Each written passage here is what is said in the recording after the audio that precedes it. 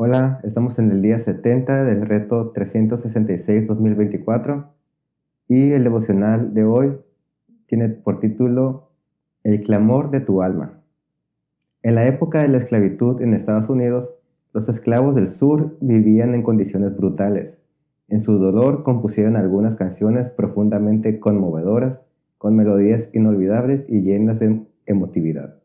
Estos espirituales eran cantos de esperanza y anticipación. Reflejaban el clamor del alma de los esclavos en su anhelo ferviente de alcanzar la libertad. Ellos abrazaron a Jesús como su Salvador y Señor y, en medio del sufrimiento casi insoportable, experimentaron su gracia, su paz y su esperanza para el futuro. Desde aquella relación con Jesús podían cantar: ¿estuviste allí cuando crucificaron a mi Señor? En el pasaje del Nuevo Testamento de hoy vemos el trasfondo de esta extraordinaria afirmación neotestamentaria de que aquel a quien ellos crucificaron es efectivamente mi Señor. Dios es descrito en el Antiguo Testamento como el Señor. La palabra hebrea original para Señor no tenía vocales ni era verbalizada. Se la consideraba demasiado sagrada como para ser pronunciada. Por dicha razón, cuando se agregaron vocales a los textos hebreos originales, no se añadieron al nombre. Ha habido mucho debate en los tiempos modernos sobre qué vocales deberían usarse. Se llegó a cierta conclusión de que debería ser Jehová, pero la mayoría de los eruditos coincide en que el término Yahvé resulta más preciso. En la traducción griega del Antiguo Testamento, la Septuaginta, este nombre sagrado se traduce como Kairos, Señor. Es realmente extraordinario, por lo tanto, que los escritores del Nuevo Testamento, judíos monoteístas, hicieran esta afirmación cristiana fundamental de que Jesús es el Señor y que nuestro Señor haya sido crucificado por nosotros. El Salmo 31, 19 al 24 dice: «Cuán grande es tu bondad, las reservas para los que te temen, y a la vista de la gente la derramas sobre los que en ti se refugian. Al amparo de tu presencia los proteges de las intrigas humanas. En tu morada los resguardas de las lenguas contenciosas. Bendito sea el Señor, pues mostró su gran amor por mí cuando me hallaba en una ciudad sitiada. En mi angustia llegué a decir: he sido arrojado de tu presencia. Pero tú oíste mi voz suplicante cuando te pedí que me ayudaras. Amen al Señor todos sus fieles. Él protege a los dignos de confianza, pero a los orgullosos les da su merecido. Cobren ánimo y ármense de valor, todos los que en el Señor esperan». El comentario dice: ama al Señor. David insta del siguiente modo: amen al Señor todos sus fieles. Amar al Señor es el primer mandamiento. Es una relación de amor de doble vía. Lo amamos porque nos amó primero, 1 Juan 4:19. Nuestro amor es una respuesta a su amor. David escribe: bendito sea el Señor, pues mostró su amor, su gran amor por mí. Este salmo te hace meditar sobre cuánto te ama Dios. Qué grande es tu bondad para aquellos que te honran. Te esconde al amparo de su presencia, te protege en su morada, te guarda de las lenguas contenciosas. Escucha tu voz suplicante cuando pedí que me ayudaras. El Señor cuida de los sinceros. Por lo tanto, puedes decir con David: cobren ánimo y ármense de valor, aun cuando las cosas parezcan difíciles. Den ánimo y valor a sus corazones todos los que confían en el Señor. Señor, te alabo por las maravillas de tu amor. Gracias porque escuchas mi voz suplicante cuando clamo a ti por ayuda. Señor, ayúdame. Marcos 15 dice: muy de mañana los jefes de los sacerdotes con los líderes religiosos, los maestros de la ley y el consejo en pleno llegaron a una decisión. Ataron a Jesús, se lo llevaron y se lo entregaron a Pilato. ¿Eres tú el rey de los judíos?, le preguntó Pilato. Tú mismo lo dices, respondió. Los jefes de los sacerdotes se pusieron a acusarlo de muchas cosas. ¿No vas a contestar?, preguntó de nuevo Pilato. Mira de cuántas cosas te están acusando. Pero Jesús ni aun con esto contestó nada, de modo que Pilato se quedó asombrado. Ahora bien, Durante la fiesta, él acostumbraba a soltar un preso, el que la gente pidiera, y resulta que un hombre llamado Barrabás estaba encarcelado con los rebeldes, condenados por haber cometido homicidio en una rebelión. Subió la multitud y pidió a Pilato que le concediera lo que acostumbraba. ¿Quieren que suelte al rey de los judíos?, respondió Pilato, porque se daba cuenta de que los jefes de los sacerdotes habían entregado a Jesús por envidia. Pero los jefes de los sacerdotes incitaron a la multitud para que Pilato soltara más bien a Barrabás. ¿Y qué voy a hacer con el que ustedes llaman el rey de los judíos?, preguntó Pilato. «Crucifícalo», gritaron. Pilato les preguntó, «¿Por qué? ¿Qué crimen ha cometido?». Pero ellos gritaban aún más fuerte, «¡Crucifícalo!». Como quería satisfacer a la multitud, Pilato soltó a Barrabás. A Jesús lo mandó azotar y lo entregó para que lo crucificaran. Los soldados llevaron a Jesús al interior del palacio, es decir, al pretorio, y reunieron a toda la tropa. Le pusieron un manto color púrpura, luego trenzaron una corona de espinas y se la colocaron. «¡Viva el rey de los judíos!», lo aclamaban. Lo golpeaban en la cabeza con una vara y lo escupían. Doblando la rodilla, le rendían homenaje. Después de burlarse de él, le quitaron el manto color púrpura, le pusieron su propia ropa y se lo llevaron para crucificarlo. A uno que pasaba por allí de vuelta del campo, un tal Simón de Cirene, padre de Alejandro y de Rufo, lo obligaron a llevar la cruz. Condujeron a Jesús al lugar llamado Gólgota, que significa lugar de la calavera. Le dieron vino mezclado con mirra, pero no lo tomó, y lo crucificaron. Repartieron su ropa, echando suertes para ver qué le tocaría a cada uno. Eran las 9 de la mañana cuando lo crucificaron. Un letrero tenía escrito la causa de su condena: «El rey de los judíos». Con él crucificaron a 2 bandidos, uno a su derecha y otro a su izquierda.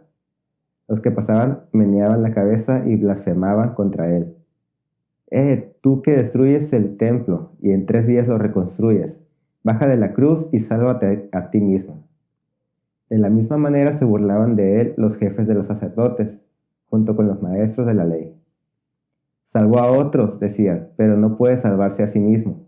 Que baje ahora de la cruz ese Cristo, el Rey de Israel, para que veamos y creamos». También lo insultaban los que estaban crucificados con él. El comentario de la lectura dice: Jesús es el Señor. ¿Estuviste allí cuando crucificaron a mi Señor? Me desgarra el corazón leer el relato del abuso, la tortura y la crucifixión de Jesús. Crucificaron a mi amigo y mi Señor. Jesús es mi Rey. Jesús acepta el título de Rey de los judíos. Los soldados lo usaron como un término de abuso y es el nombre que apareció escrito sobre la cruz como el cargo judicial en su contra. No obstante, Jesús es el cumplimiento del gran anhelo de Israel y las muchas promesas del reinado davídico. Es un rey distinto a los reyes humanos. Los líderes religiosos lo llevaron ante Pilato por envidia. Ten cuidado de no tener envidia, algo que suele describirse como el pecado religioso.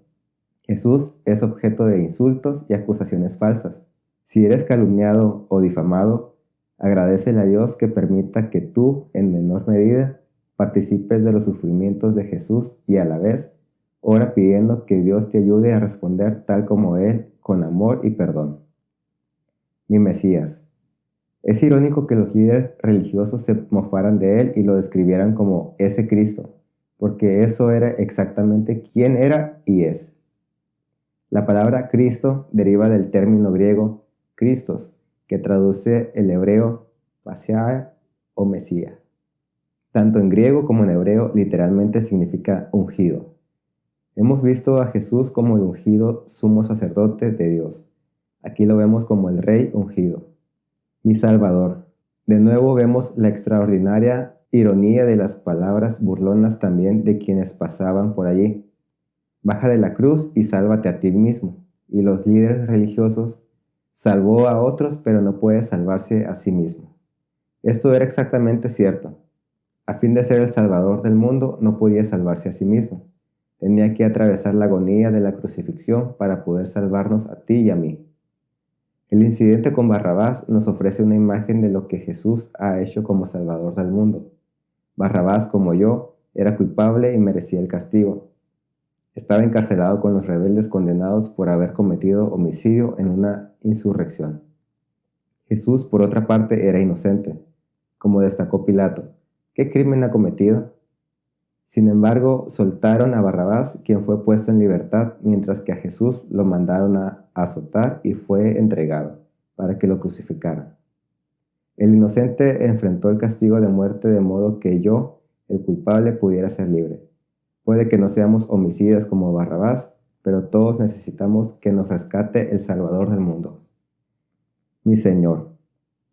En el pasaje de ayer vimos cómo cuando el sumo sacerdote le preguntó a Jesús, ¿eres el Cristo, el Hijo del Bendito? Él le respondió, sí, yo soy. La reacción del sumo sacerdote fue a acusar a Jesús de blasfemia por afirmar ser Dios. ¿Cuál era el motivo? Cuando Dios reveló su nombre a Moisés, también explicó su significado. Viene de la frase hebrea, yo soy el que soy, o simplemente yo soy. La reacción del sumo sacerdote ante la afirmación de Jesús sugiere que Jesús estaba declarando no ser otro más que el Señor. Esta maravillosa verdad es el trasfondo que se esconde tras el clamor extraordinario de San Pablo en Filipenses 2, 5 al 11, que forma la base de la oración que aparece a continuación. Señor, ayúdame a tener la misma actitud que Jesús, quien se humilló a sí mismo, haciéndose obediente hasta la muerte. Gracias porque lo exaltaste al lugar más alto y le diste el nombre que está por encima de todo nombre, para que ante el nombre de Jesús toda rodilla se doble, tanto en el cielo como en la tierra y debajo de la tierra, y toda lengua reconozca que Jesucristo es el Señor. Levítico 21 y 22 dice, el Señor ordenó a Moisés que dijera a los sacerdotes, hijos de Aarón, no se contaminen tocando el cadáver de alguien de su pueblo, excepto en el caso de un pariente cercano como su madre, su padre, su hijo, su hija, su hermano o una hermana soltera que por no tener marido dependa de él y en cuyo caso él quede impuro. Como jefes de su pueblo no deben hacerse impuros ni contaminarse. Los sacerdotes no se raparán la cabeza, ni se despuntarán la barba, ni se harán heridas en el cuerpo. Deben ser santos para su Dios y no profanar su nombre. Son ellos los que presentan al Señor las ofrendas puestas al fuego, que son como el pan de su Dios. Por eso deben ser santos. Ningún sacerdote se casará con una prostituta, ni con una mujer que no sea virgen, ni con una divorciada, porque está consagrada a su Dios. Considéralo santo, porque Él ofrece el pan de tu Dios. Santo será para ti, porque santo soy yo, el Señor, que los consagro a ustedes. La hija de un sacerdote que se hace prostituta se profana a sí misma y profana a su padre. Deberá ser quemada.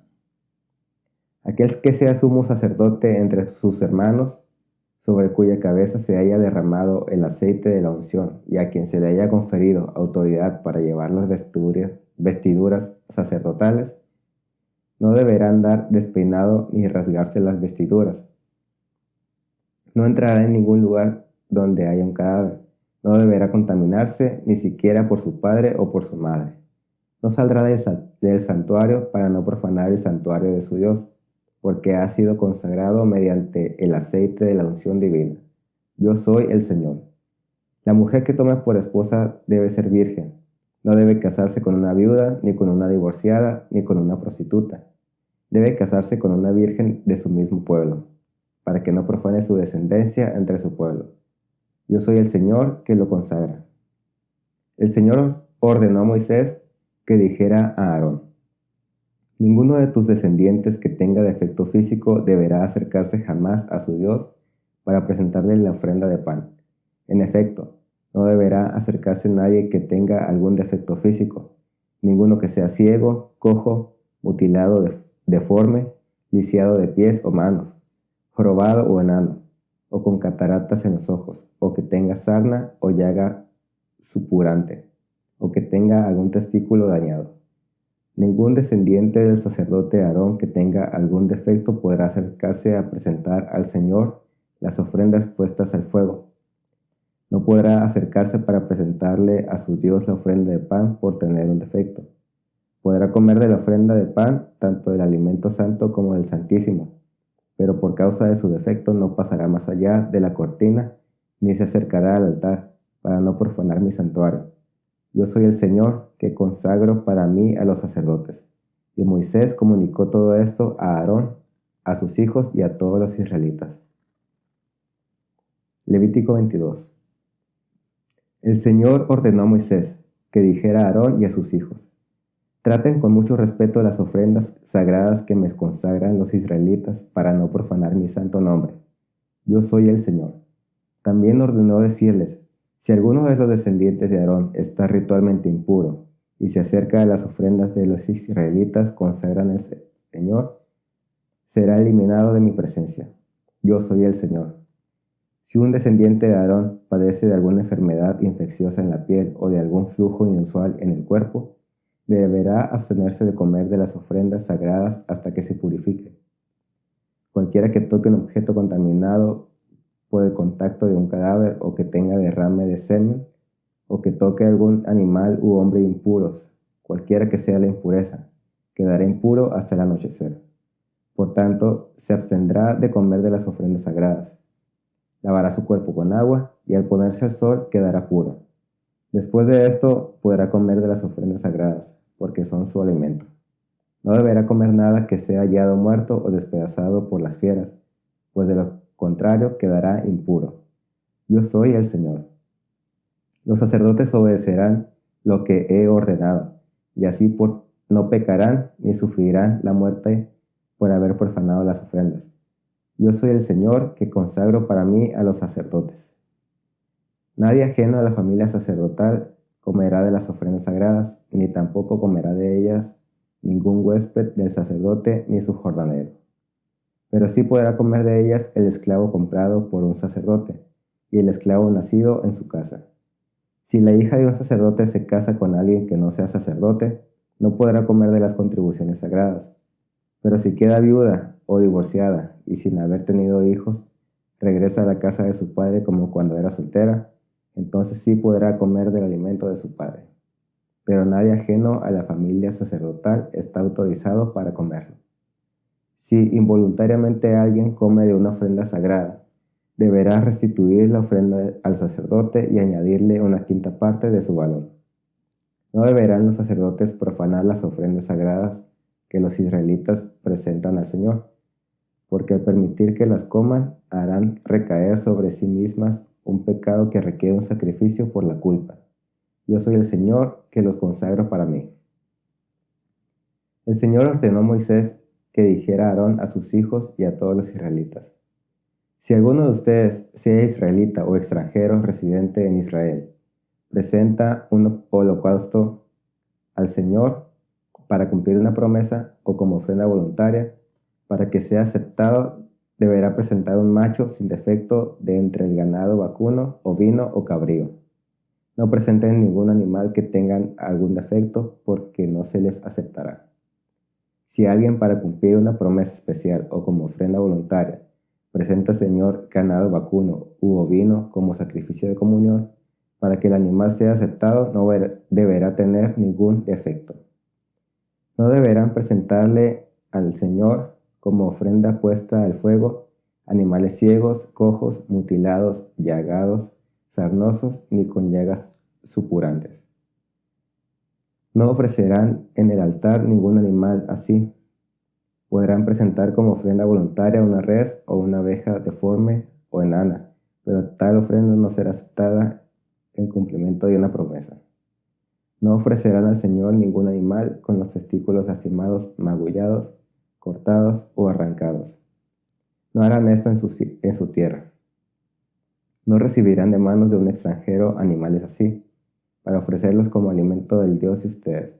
No se les aceptarán porque son deformes y tienen defectos. El Señor dijo a Moisés: cuando nazca un ternero, un cordero o un cabrito, se quedará con su madre durante 7 días. Del 8º día en adelante será aceptable al Señor, como ofrenda puesta al fuego. No degollarán el mismo día una vaca o una oveja con su cría. Cuando sacrifiquen una ofrenda de acción de gracias al Señor, háganlo de tal modo que les sea aceptada. Deberá comerse ese mismo día sin dejar nada para el siguiente. Yo soy el Señor. Obedezcan mis mandamientos y póngalos por obra. Yo soy el Señor. No profanen mi santo nombre, sino reconózcanme como santo en medio de los israelitas. Yo soy el Señor que los consagra para mí. Yo los saqué de Egipto para ser su Dios. Yo soy el Señor. El comentario de esta porción dice: alaba al Señor. En este pasaje vemos un gran énfasis en el santo nombre de Dios. En el capítulo 22, Dios le dice a su pueblo: yo soy el Señor 9 veces. ¿Por qué enfatiza su nombre en estos versículos? Los nombres eran muy significativos en tiempos antiguos. Se creían que comunicaban algo importante sobre la persona en cuestión. Como hemos visto, el nombre de Dios no era la excepción. El nombre declaraba la singularidad y la grandeza de Dios. El nombre de Dios también recordaba al pueblo sobre su relación única con ellos. Era su nombre el que había sido revelado a Moisés como una señal de la promesa de que Dios estaba con su pueblo. Cada vez que Dios declara yo soy el Señor, le recuerda al pueblo tanto su grandeza como la relación de ellos con Él.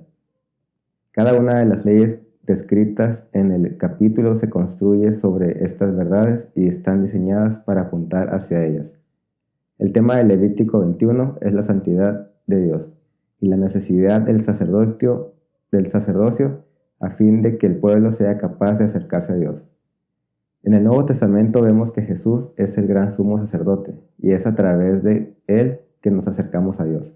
Jesús es completamente santo.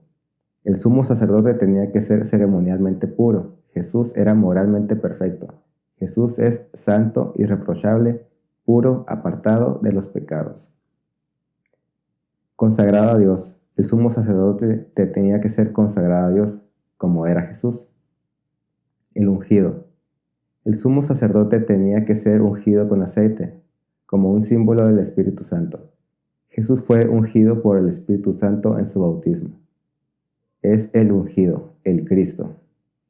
En el capítulo 21 se nos recuerda la necesidad de un sacerdote perfecto. En el 22, además, se nos recuerda la necesidad de un sacrificio perfecto. El sacrificio tenía que ser sin defecto alguno. Jesús fue un sacerdote perfecto y un sacrificio perfecto. Al considerar estos 3 pasajes juntos, podemos meditar en el extraordinario clamor del alma. Jesucristo es el Señor, y en su extraordinario amor por nosotros, demostrado por su crucifixión en nuestro lugar, así como también nuestra respuesta adecuada: amar al Señor. Señor, quiero adorarte. Eres tú quien me hace santo. Eres tú quien me rescata de la cautividad. Eres el Señor. Te amo, Señor. Pipa añade, en base a Salmo 31:24. Cobren ánimo y ármense de valor, todos los que en el Señor esperan. Hoy necesito que renueves mis fuerzas. En realidad lo necesito casi todos los días. Más fuerzas, por favor, Señor. Bien, aquí termina el devocional del día de hoy. Espero que sea bendición para tu vida y te invito a que tomes un momento de oración y reflexión. Dios te bendiga.